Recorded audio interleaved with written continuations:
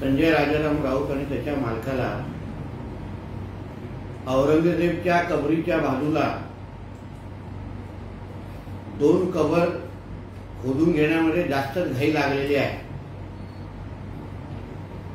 जेवढा देशाच्या पंतप्रधानांचा अपमान हे करतील तेवढंच जास्त त्या खड्ड्यात स्वतःहून पडण्याचं काम हे दोघं तेवढंच करतील।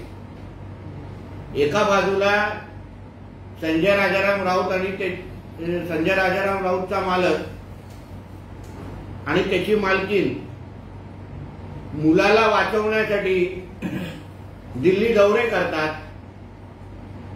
कुठलाही अटी शर्ती न ठेवता आम्हाला भारतीय जनता पक्षाबरोबर युती करायची आहे। काय तुम्ही अजूनही पालकत्वाची वाट पाहताय? 95,000पेक्षा अधिकच्या कुटुंबाचे आयुष्य आनंदाने भरले आहे। आजच कॉल करा आणि मिळवा फर्टिलिटी ट्रीटमेंटवर सूट आणि सर्वांना द्या आनंदाची बातमी। अशा मागण्या करतात। मोठ्यातल्या मोठ्या उद्योगपत्यांच्या लग्नाला जाण्याचं पण हेच कारण होतं की कुठल्याही परिस्थितीमध्ये आम्हाला मोदीजींबरोबर परत जायचं आहे आणि दुसऱ्या बाजूला आपल्या पाळलेल्या कुत्र्याच्या माध्यमातून पंतप्रधानांवर आणि भारतीय जनता पक्षावर सातत्याने भुकायला लावतात। मी संजय राजाराम राऊतला सांगेन, त्यांनी अगर त्याचा थोबाड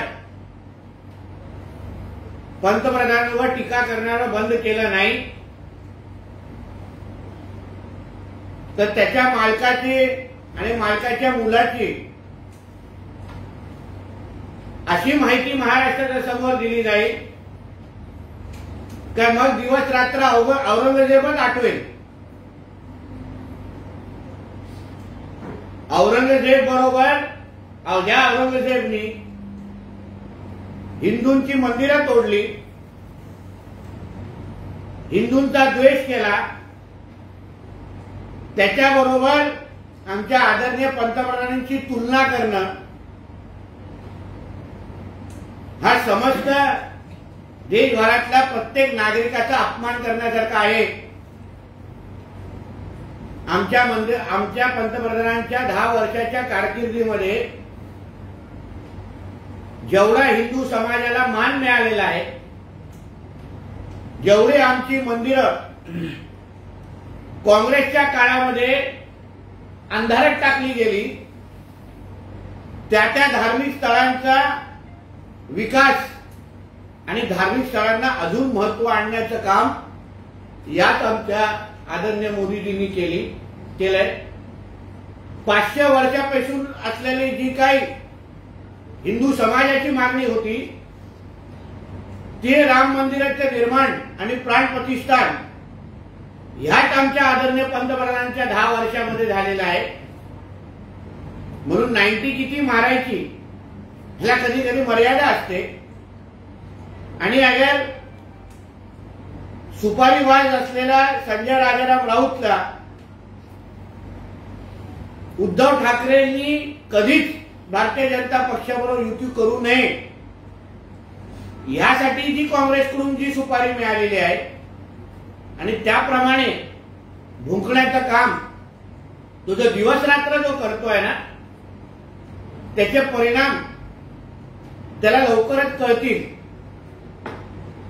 स्वार्थाचं राजकारण हे भारतीय जनता पक्ष आणि पंतप्रधानांनी आयुष्यात केलेलं नाही।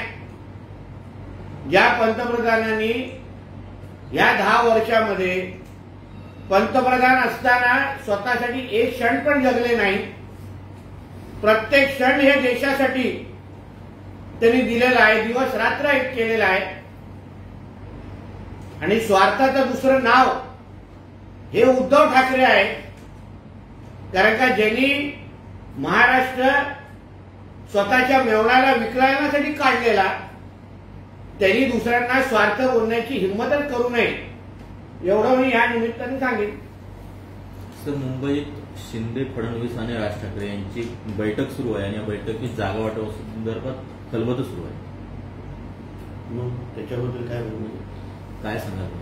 चांगली गोष्ट आहे ना, कारण का आदरणीय राजसाहेब ठाकरेंनी दिल्लीमध्ये जाऊन आमच्या अमित शाह साहेबांची भेट घेतली आणि त्यानंतर एकंदरीत महायुतीमध्ये अगर राजसाहेबांना यायचं असेल तर त्याला एक आकार द्यायला पाहिजे आणि त्या दृष्टिकोनातून ही बैठक होत असेल, ही स्वागतार्ह आहे. तर मोदींनी मगरूचे अश्रू डाळणे बंद करावे, हे काही काळासाठी पंतप्रधान आहेत आणि त्यांनी त्याची गरिमा राखावी असं संजय राऊत म्हणतात. काही काळासाठी कोण बाहेर असेल, जेलच्या बाहेर असेल, हे आता येणाऱ्या काळामध्ये दिसेल. मग जेलमध्ये बसून औरंगजेबची पुस्तकं वाचत बसावी आणि मग तेव्हा औरंगजेब चांगलाच संजय राऊतला आठवेल, हे एवढं या निमित्ताने सांगेल. ईडी, सीबीआय हे सगळे मोदींचा जुना व्यवसाय आहे असंही संजय राऊत म्हणतात. खिचडी चोरी करणं, कोविडच्या नावाने भ्रष्टाचार करणं हा ज्याचा मूळ व्यवसाय आहे ना, त्यांनी व्यवसायाबद्दल बोलू नये. आणि जे आता काँग्रेसच्या प्रेमात जेवढा हा संजय राऊत पडलाय ना, ईडी आणि सीबीआय बद्दल, ईडी आणि सीबीआयचं काँग्रेसवर किती प्रेम होतं. सुप्रीम कोर्टनी तेव्हा ईडी आणि सीबीआय आणि काँग्रेस पक्षाबद्दल काय सांगितलेलं, यूपीए सरकारबद्दल, यूपीए सरकार असताना हे तेवढं जरा गजनी झालेला संजय राऊतनी जरा आठवावं आणि मग आमच्यावर आरोप करावा.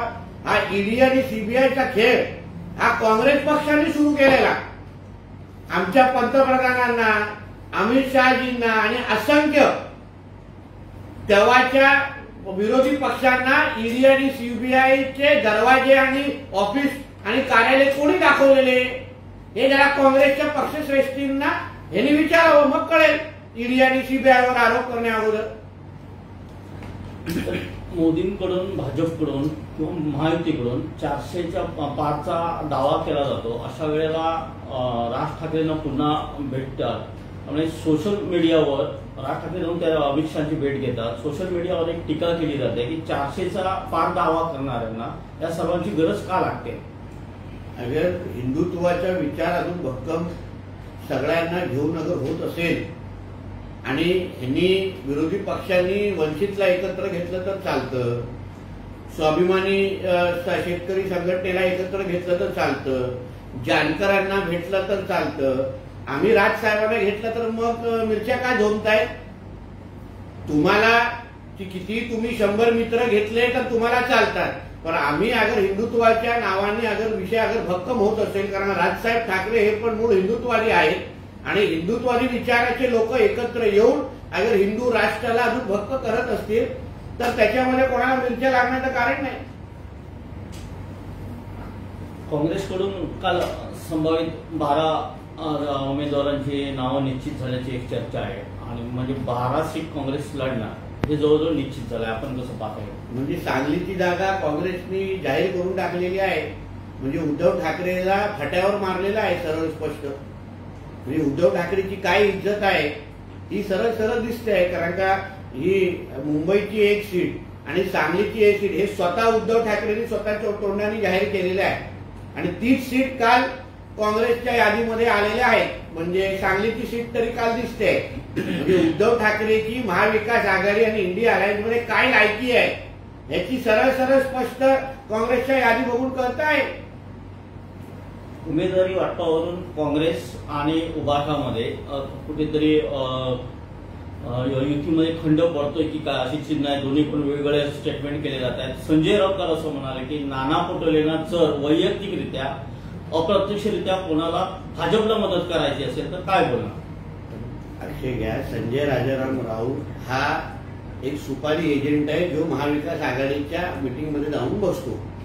आता त्याला महाविकास आघाडी ही तुटण्यासाठी जी वेगळी ऑफर मिळालेली आहे, जे वेगळं काय तिथे ऑफर सुपारी मिळते त्यानुसार तो मध्ये राहून महाविकास आघाडी इंडिया अलायन्स कशी तुटेल त्यावर त्याचे 24 तास काम आहे. म्हणून जोपर्यंत अधिकृत पद्धतीने सगळ्या याद्या येत नाही तोपर्यंत महाविकास आघाडी हे एकत्र आहे असं मानणाऱ्यापैकी मी नाही. कारण का शिवसेनेच्या वतीने दुसरा कुठलाच नेता म्हणजे उभाटाच्या वतीने कुठलाच नेता बसत नाही संजय राऊत सोडून. आणि संजय राऊत किंवा संजय राजाराम राऊत हा उद्धव ठाकरेंचा कमी आणि 10 जनपदचा जास्त आहे. म्हणून येणाऱ्या कालावधीमध्ये दिसेल हा असे काय स्टेटमेंट देतोय.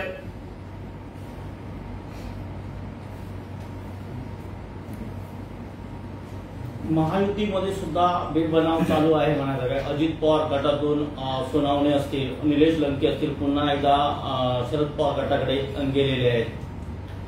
शेवटी तो राष्ट्रवादी काँग्रेसचा अंतर्गत प्रश्न आहे. त्याच्याबद्दल आम्ही बोलणं हे चुकीचं आहे. अजितदादा पवार हे सक्षम नेतृत्व आहे. आतापर्यंत या सगळ्या कार्यकर्त्यांना अजितदादांनीच निधी दिली, अजितदादांनीच त्यांना सांभाळलं. आणि आता अगर ह्या काळामध्ये अगर ते अजितदादांवर राहत नसतील तर त्या कार्यकर्त्यांच्या भविष्यावर प्रश्नचिन्ह निर्माण होईल. कारण का ज्या अजितदादांनी आतापर्यंत तुम्हाला उभं केलं, त्याच अजितदादांना तुम्ही साथ सोडत तेव्हा कोण दुसरं निधी द्यायला आलं नव्हतं. तेव्हा तुम्हाला अन्य आधार अजितदादांनीच दिला. मग आता तुम्ही त्याच माणसाला अगर सोडत असाल तर तुमच्या भविष्याची चिंता करायला पाहिजे. मुख्यमंत्र्यांचे शिंदे गट आणि त्या शिंदे गट आणि राष्ट्रवादीच्या यामध्ये कुठेतरी धुसफूस सुरू आहे. शिवतारे ज्या पद्धतीने मुख्यमंत्र्यांनी सांगून सुद्धा ज्या पद्धतीने ठाम आहेत. अनंत परांजपेंनी काल त्याच्यावर टीका केली की मुख्यमंत्री नेता आहेत आणि त्यांचे जर ऐकत नसतील तर काय बोलणार आम्ही. महायुतीचा लवचिंबक हे आमचे देवेंद्र फडणवीस साहेब आहेत. देवेंद्र फडणवीस साहेब प्रत्येक मतदारसंघामध्ये महायुतीला एकत्र ठेवण्याचं काम आमचे फडणवीस साहेब करतायत. काल बारामतीची बैठक झाली, म्हाडाची बैठक झाली. जिथे जिथे जिथे महायुतीमध्ये काही प्रश्न निर्माण होतील तिथे शेवटचा शब्द हा देवेंद्र फडणवीस साहेबांचा चालेल. म्हणून देवेंद्र फडणवीस साहेब असेपर्यंत महायुतीमध्ये सगळे ऑलवेल आहे. त्याची तुम्ही चिंता करू नका. सर, निवडणुकीला फक्त 48 दिवस आता जवळजवळ राहिले आहेत. अशा वेळेला संपूर्ण महाराष्ट्रातील मतदारसंघांमध्ये जवळजवळ उमेदवार निश्चित झाले. मात्र रत्नागिरी सिंधुदुर्गचं घोंगडं अजूनही भिजत आहे. कारण काय महायुतीमध्ये कोणाला कुठली सीट लढवावी याबद्दलची चर्चा होते आहे. 3 पक्ष एकत्र असल्यामुळे काही विषयाची म्हणजे देवाणघेवाण असेल किंवा चर्चा ह्या पद्धतीने होतातच. म्हणून रत्नागिरी सिंधुदुर्ग शेवटच्या 48 तासामध्ये पण जाहीर झालं ना तरी पण इकडचा खासदार महायुतीचाच असणार. कारण आमचं काम आता निवडणुकीपुरतं ना आमचं काम 2-3 वर्षापासून सुरू आहे. आणि आम्ही विनायक राऊतांची रिटर्न तिकीट मुंबईची आम्ही 3 वर्ष अगोदरच काढून ठेवलेली. फक्त पॅसेंजरला बसवण्याचं काम करायचं आहे. साहेब, काही राजकीय पक्ष आपल्या लाडक्या नेत्याला सातत्याने लॉन्च करण्याचा प्रयत्न करतात अशी टीका काल मोदींनी राहुल गांधीवर केली. कारण त्या प्रत्येक वेळी लॉन्च करावं असं ते म्हटलंय. आणि भारतीय अर्थव्यवस्था ही तिसऱ्या क्रमांकाची अर्थव्यवस्था नव्हे, त्यासाठी स्टार्टअप क्षेत्र महत्वाचं ठरणार असेल. नक्कीच आहे. काल मोदीजींचं भाषण मी स्वतः ऐकलं. स्टार्टअप क्षेत्रामध्ये जे मोठ्या प्रमाणामध्ये एक सकारात्मक वातावरण मोदीजींच्या या 10 वर्षामध्ये जे निर्माण झालेलं आहे. मोठ्या प्रमाणामध्ये गुंतवणूक हे स्टार्टअपमध्ये यायला लागलेले आहे. आणि त्याच्याचमुळे येणाऱ्या ह्या 5 वर्षामध्ये अर्थव्यवस्थेच्या यादीमध्ये भारत निश्चित पद्धतीने 3ऱ्या क्रमांकावर बसेल. हे फक्त ना फक्त मोदीजींमुळेच आहे. आणि राहुल गांधीजींचा तर तीच अवस्था आहे. त्यांना कितींदा लॉन्च करायचं आणि लॉन्च करून आता ती लॉन्च करण्याची मशीनच बंद पडणार आहे. पण राहुल गांधी काय उभे राहत नाही स्वतःच्या पायावर. म्हणून काँग्रेसने त्यांना लॉन्च करत राहावं आणि मोदीजींनी राज्य करत राहावं. यावेळी नवमतदार मोठ्या संख्येने मतदान करणार आहेत आणि त्यासाठी विशेष सरकारने आणि ईसीआयने प्रयत्न सुरू केलेले आहेत. काय सांगाल आपण नवमतदारांना कसं हवं? बघा, नवीन जे मतदार आहेत जे मोठ्या प्रमाणामध्ये ऍस्पिरेशनल जो वर्ग आहे, ज्याला स्वप्न आहेत, ज्याला नोकऱ्या मोठ्या प्रमाणामध्ये पाहिजे आणि नवीन भारताचं खरी ओळख हे आमचे नवीन मतदार आहेत. त्यांना अगर नवीन भारताला खऱ्या अर्थाने आकार द्यायचा असेल तर लोकशाहीच्या ह्या प्रक्रियेमध्ये त्यांना घ्यायलाच लागेल. कारण का पुढचा 5 वर्षाचा भारत कसा असेल, कोणाच्या नेतृत्वाखाली तयार होत असेल, कोणाची धोरणं त्यांना स्वीकारायची असेल, या सगळ्या बाबतीमध्ये अगर त्यांना स्वतःच्या अधिकारवाणीने अगर त्यांचं मत नोंदवायचं असेल तर येणाऱ्या या निवडणुकीमध्ये त्यांचं एक मत हीच त्यांची ताकद आहे. कारण का 2014ला मोदीजींना दिलेलं मत, 2019ला मोदीजींना दिलेलं एक मतामुळे भारतामध्ये किती बदल झाले याचं चित्र आज तुम्ही भारतामध्ये बघताय. तसंच या नवीन मतदारांनी जे पहिल्यांदा मतपेटीकडे किंवा बॅलेट बॉक्सकडे आपलं बोट ठेवतील त्यांनी 10 वर्षामध्ये भारतामध्ये झालेले बदल आणि पुढच्या 25 वर्षामध्ये किंवा 2047 पर्यंत भारतामध्ये होणारे बदल हे नजरेसमोर ठेवून निश्चित पद्धतीने त्या दिवशी मतदानासाठी बाहेर जावं आणि अभिमानाने पुढची 5 वर्ष आपल्या बदलणाऱ्या भारताचा भाग आणि हिस्सा व्हावा असं मी आग्रहाने आणि कळकळीची विनंती त्यांना करेन.